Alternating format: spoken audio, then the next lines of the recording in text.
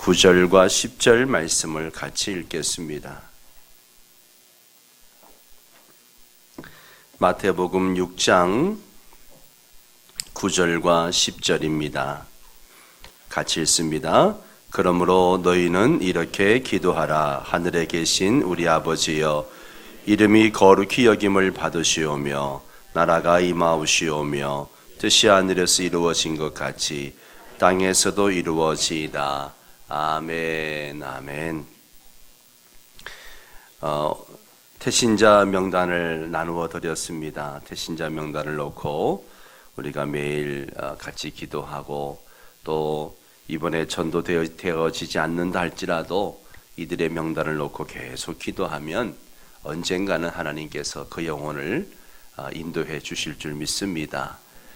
우리가 기도하면 기도할수록 푹 고아지게 되고, 나른나른해져가지고 나중에 나오게 될 줄 믿으니까 열심히 기도하시기 바랍니다.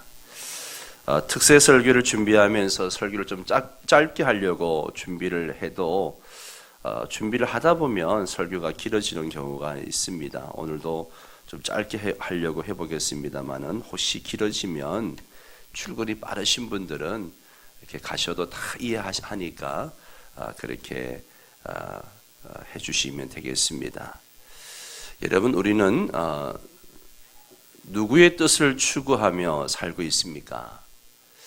이 땅을 살아가면서 우리는 누구의 뜻을 따라 살아가는가 라고 하는 것이죠. 평소에는 하나님의 뜻에 대해서는 별로 생각하지 않고 자기 마음대로 살다가 어떤 수련회나 부흥회나 특별한 계기가 생기게 되면 그때 가서야 비로소 하나님의 뜻에 대해서 생각하게 되는 경우들이 참 많은 것을 봅니다.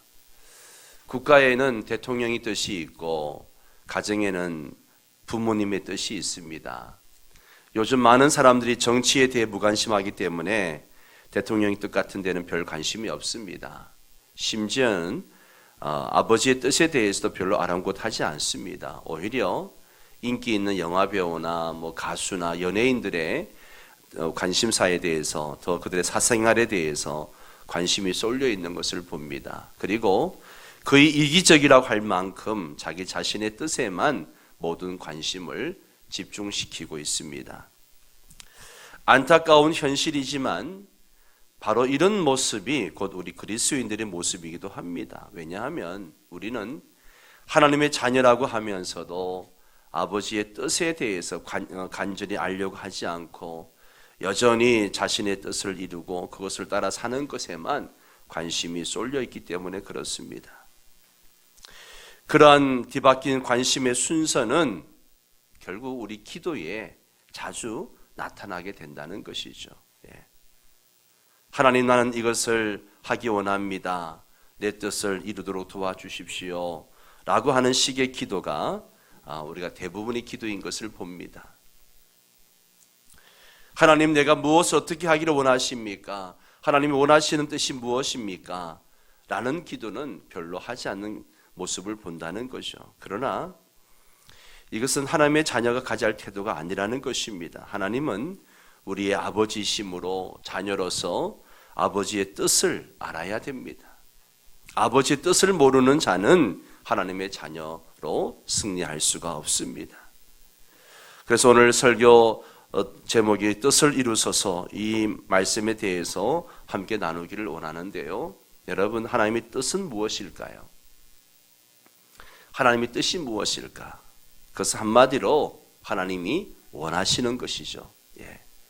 그러면 하나님이 원하시는 것이 무엇이냐? 하나님이 원하시는 것이 무엇이냐? 쉬운 것 같지만 막상 물어보면 대답하기가 어렵습니다. 어떻게 인간이 우주보다 광대하신 하나님의 뜻을 감히 알 수 있겠는가? 하지만 실상은 그렇지 않습니다. 왜냐하면 하나님의 뜻은 분명히 성경에 나타나 있기 때문에 그렇습니다. 우리가 성경을 조금만 묵상하고 알려고 적극적으로 노력하면 얼마든지 알 수 있습니다. 가정에서 자녀가 정말 아버지가 원하는 것을 알려고 하면 어찌 모를 리가 있겠습니까? 하나님이 원하시는 뜻은 이미 성경에 수많은 약속과 명령들에서 잘 나타나 있습니다. 해당되는 구절이 많지만 몇 구절만, 핵심적인 내용들만 말씀해 드리면요, 요한복음 6장 40절 말씀을 보세요. 6장 40절 같이 읽을까요? 내 아버지의 뜻은 아들을 보고 믿는 자마다 영생을 얻는 이것이니. 자, 한 번 더 읽습니다. 내 아버지의 뜻은 아들을 보고 믿는 자마다 영생을 얻는 이것이니. 예. 인간들에게 구원을 주시기 위해서 자기 아들을 친히 십자가에 죽게 하신 사건을 보면 하나님께서 가장 강하게 원하시는 뜻이 무엇인지 알 수 있죠. 아들까지 죽이셨는데 그 이유를 알면 뜻을 알 수 있죠. 하나님의 뜻은 다름 아닌 사람들이 예수를 믿어 구원을 받는 것입니다. 예수를 믿어 구원을 받는 것. 이게 하나님의 뜻입니다. 그래서 우리가 전도하려고 하는 것이고 이런 행복한 만남 전도 축제를 하는 것입니다. 하나님의 뜻이기 때문에. 어떤 사람은 그럽니다. 또 연례 행사하는 모양이구만. 이렇게 비아냥거리는 사람이 있어요. 예. 여러분, 연례 행사가 아니고요, 이거는 연중 행사로 내내 해야 되지만 우리가 연약한 존재이기 때문에 자꾸만 잊어버리기 때문에 이렇게 연말에 한 번씩 하는 겁니다. 여러분, 이 사람들이 예수 믿어 구원받는 것이 하나님의 뜻입니다. 그런가 하면 데살로니가 4장 3절도 보세요. 함께 읽습니다. 하나님의 뜻은 이것이니 너희의 거룩함이라. 다시 한번, 하나님의 뜻은 이것이니 너희의 거룩함이라. 예. 하나님의 뜻은요, 이미 예수를 믿고 구원받은 자녀들이 이 땅에서 거룩하게 사는 것, 이게 하나님의 뜻입니다. 저와 여러분이 거룩하게 사는 것, 죄 안 짓고 하나님의 뜻을 따라 사는 것, 이게 하나님의 뜻입니다. 또 데살로니가전서 5장 16절에 18절 같이 읽을까요? 항상 기뻐하라, 쉬지 말고 기도하라, 범사에 감사하라. 이것이 그리스도 예수 안에서 너희를 향하신 하나님의 뜻이니라. 하나님의 뜻이 뭐냐? 항상 기뻐하며 사는 거예요. 항상 기뻐하며. 예. 어떤 상황 가운데서도 물질이 있고 없음을 떠나서, 일이 잘 되고 안 되고를 떠나서 예수님 안에서 기뻐하며 사는 것. 그리고 어떤 일이 있더라도 우리가 쉬지 말고 기도하는 것. 쉬지 말고 기도하라고 해가지고 24시간 깨어서 기도하라는 말씀이 아니잖아요. 늘 하나님과 소통하고 하나님의 뜻을 묻고 하나님의 뜻을 이루기 위해서 살아가는 것. 범사에 감사하라. 늘 감사하며 사는 것. 이것이 그리스도 예수 안에서 너희를 향하신 하나님의 뜻이라는 것이죠. 하나님의 뜻은요, 구원을 얻은 사람들이 이 땅에서 풍성하게 사는 겁니다. 이렇게 풍성하게 사는 거예요. 그러므로 세상의 구원과 성도의 거룩함과 풍성함이 하나님의 뜻의 핵심이라고 하는 것이죠. 요한복음 10장 10절은 이 두 가지 내용을 한 구절에 담고 있습니다. 한번 같이 읽을까요? 도둑이 오는 것은 도둑질하고 죽이고 멸망시키는 것뿐이요 내가 온 것은 양으로 생명을 얻게 하고 더 풍성히 얻게 하려는 것이라. 아멘. 양으로, 바로 우리 성도들로 하여금 생명을 얻게 하고 그리고 더 풍성하게 얻게 하는 것, 이것이 곧 하나님의 뜻이라는 것이죠. 생명을 얻게 하는 구원과 그 구원받은 생명을 더 풍성히 얻게 하는 성화, 이것이 하나님의 뜻입니다. 어떤 사람들은 하나님의 뜻을 오해하곤 합니다. 그래서 그것을 마치 내가 원하는 것을 방해하는 장애물이나 싫어하지만 마지 못해가지고 받아들여야 하는 것으로 여기기도 합니다. 난 하기 싫은데 이게 하나님의 뜻이라면 어쩔 수 없지 뭐, 이렇게 생각하는 사람들이 있다는 거죠. 그러나 하나님의 뜻은요, 내가 체념하면서 받아들여야 하는 것이 결코 아닙니다. 비록 하나님의 뜻이 나의 뜻을 포기하게 하는 것이라 할지라도 우리를 향한 하나님의 뜻은 결코 평안이요 재앙이 아니니라. 너희에게 미래와 희망을 주는 것이다. 그렇게 예레미야 선지자가 말하잖아요. 때로 하나님의 뜻을 따르는 것이 불편한 것이고 나를 포기하는 것처럼 보일지라도 그것은 우리의 하나님의 뜻은 평안이요 재앙이 아니라 그랬습니다. 미래의 희망을 주는 것이라 그랬습니다. 하나님의 뜻은 우리가 어디로 가느냐 가지 않느냐와 같은 문제가 아닙니다. 하나님의 뜻은 어느 곳에 가든지 그곳에서 우리가 생명을 더 풍성하게 누리며 살아가는 것입니다. 그게 직장이든 일터든 가정이든 어디든 그곳에서 더 풍성하게 생명을 누리며 살아가는 게 하나님의 뜻입니다. 그러므로 하나님의 뜻은 결코 두려워하거나 무서워할 것이 아니라 도리어 우리가 적극적으로 찾고 그리고 구하고 그것을 환영해야 하는 겁니다. 하나님의 뜻은 마침내 합력해서 선을 이루게 하시기 때문에 그렇습니다. 그러면 우리는 구체적인 상황에서 하나님의 뜻을 어떻게 알 수 있을까? 예컨대 우리 청년들이 결혼을 앞두고 하나님의 뜻을 물을 수 있습니다. 내가 이 사람과 결혼하는 것이 하나님의 뜻입니까? 아닙니까?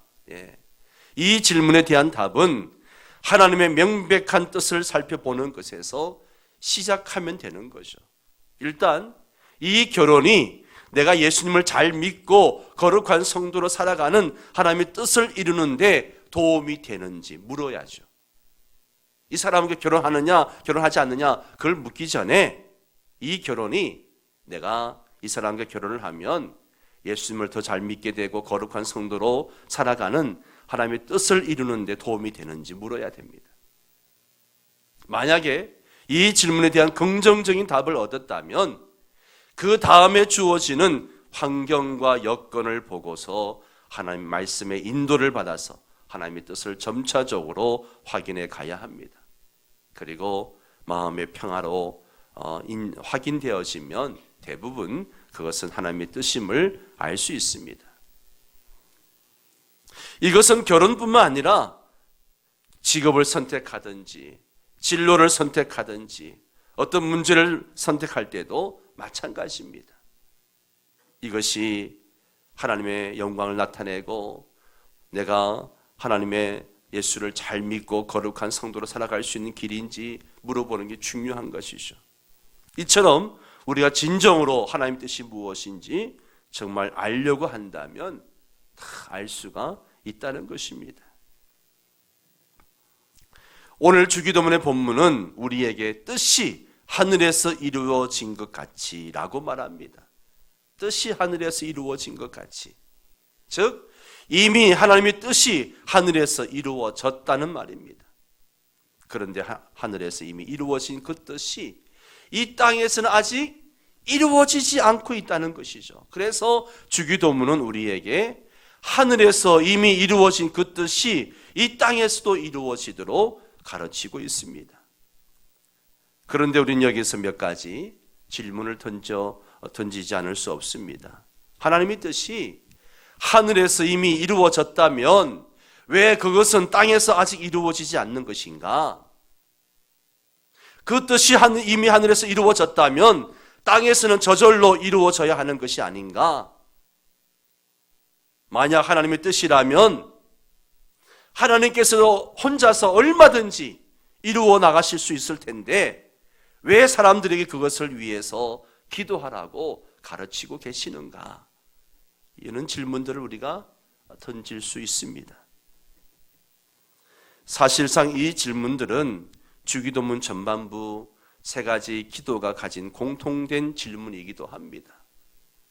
이름이 거룩히 여김을 받으시오며라는 기도와 나라가 임하오시오며라는 기도에 공통적으로 다 걸리는 말이죠. 생각해 보십시오. 하나님의 이름은 이미 거룩합니다. 우리가 거룩히 여기지 않아도 하나님의 이름은 이미 거룩합니다. 그런데 그 이름이 거룩히 여김을 받도록 지금 우리에게 기도하라고 말씀하십니다. 엄밀히 말하자면 하나님의 나라가 이미 임했습니다. 임했는데 주기도문은 그 나라가 임하도록 기도하라고 말하고 있습니다. 뿐만 아니라 하나님의 뜻이 하늘에서 이미 이루어졌는데 그 뜻이 이루어지도록 기도할 것을 우리에게 명령하고 있습니다. 왜 그렇게 하라고 말씀하시는 것인가? 하나님의 뜻이 이미 하늘에서 이루어졌음에도 불구하고 그것이 아직 이 땅에서는 이루어지지 않았기 때문에 그렇습니다. 그러면 그 이유가 무엇이냐? 왜 그런 일이 일어나고 있는 것인가? 라고 하는 것이죠. 우리가 생각할 수 있는 것은 이 땅에는요, 하나님의 뜻에 거역하는 다른 뜻이 존재한다는 것이죠. 하나님의 뜻을 거역하는 다른 뜻이 존재하고 있다는 겁니다. 이 우주 가운데 하나님 외에 자유의지를 가지고 자기 뜻을 관철시키려고 하는 두 존재가 있습니다. 첫 번째 존재는 바로 사람입니다. 사람은 자유의지를 가지고 있습니다. 이 사람이 의지가 선하고 바른 뜻을 구하면 좋겠지만 실제로는 그렇지 못하는 경우가 더 많습니다. 사람들이 올바른 것을 안다고 해서 그것을 반드시 지키는 것은 아닙니다. 이 사회가 혼란스러운 게 법이 없어서 그렇습니까? 법은 다 있습니다. 근데 내 자유의지를 가지고 법을 안 지키잖아요. 하나님의 말씀도 마찬가지입니다. 인간의 의지는 선하고 건강한 의지가 아닙니다. 아무리 정직하고 정의로운 사회를 이루고자 해도 그것이 잘 안 되는 이유는 언제나 선한 뜻을 거역하는 타락한 의지가 인간 본성 속에 다 있기 때문에 그렇습니다. 여러분, 우리가 하나님의 말씀대로 살고 싶지 않아서 안 사는 겁니까? 우리가 하나님의 말씀대로 살려고 결심하고 작정하고 그렇게 하지만 또 삶의 현장에 나가면 선택의 기로에 섰을 때 우리는 하나님의 뜻보다는 내 의지를 가지고 하나님을 거역하는 것에 우리가 선택을 하잖아요. 하지 말아야 될 말, 하지 말아야 될 행동들, 먹지 말아야 될 것들 먹게 되고 마시지 말아야 될 것 마시게 되고 그러잖아요. 우리 인간의 본성에는 타락한 의지가 있습니다.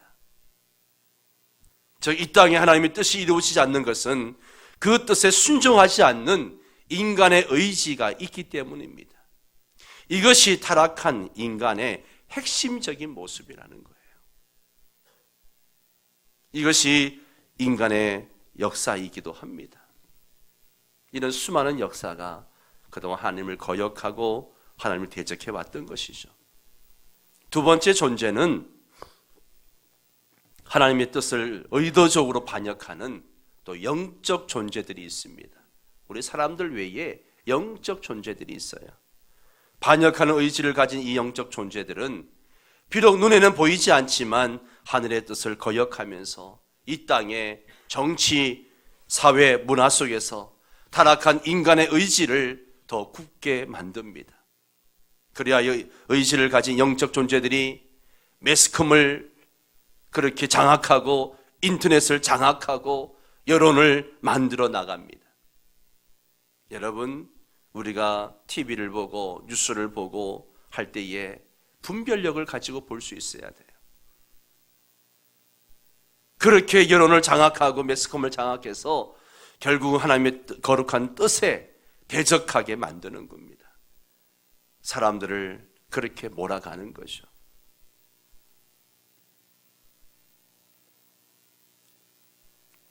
타락된 인간의 의지와 하나님의 뜻에 대해서 의도적으로 거역하는 사탄의 의지가 함께 있기 때문에 이 세상에 아직 하나님의 뜻이 이루어지지 않고 있다라고 하는 것이죠. 사랑하는 성도 여러분, 저와 여러분 어떻습니까? 하나님의 뜻을 따르는 삶을 살기보다는 내 의지를 가지고 하나님의 뜻을 거역하는 쪽을 선택하고 있지는 않습니까? 오늘은 여기까지만 말씀을 나누고요. 내일 이어서 계속 말씀을 나누도록 하겠습니다. 여러분 한번 곰곰이 생각해 보십시오. 뜻이 이미 하늘에서 다 이루어졌습니다. 그런데 이 땅에는 아직 그 뜻이 이루어지지 않고 있어요. 이유가 뭡니까? 바로 나 때문입니다. 나 때문이에요. 내 의지를 가지고 하나님의 뜻을 거역하려고 하는 모습들이 있다는 것이죠. 우리 함께 이 시간에 같이 찬양하고 같이 기도하기를 원합니다. 찬송가